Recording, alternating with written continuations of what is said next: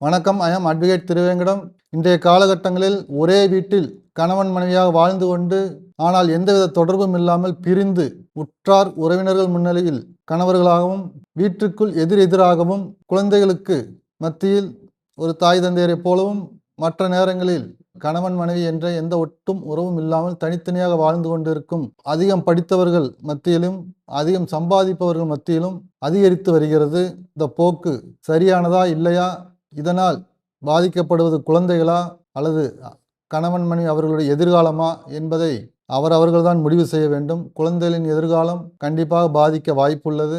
ஒரே வீட்டில் வாழ்ந்தாலும் விவாகரத்துக்காக நீதிமன்றம் செல்லாமல் ஆனால் விவாகரத்துக்கு உண்டான அனைத்து பலன்களையும் அனுபவித்து கொண்டு தன்னை தானே பராமரித்து கொண்டு குடும்பத்தையும் காத்து கொண்டு வாழும் கணவன் மனைவி தற்போதைய காலகட்டத்தில் அதிகரித்து வருகிறது.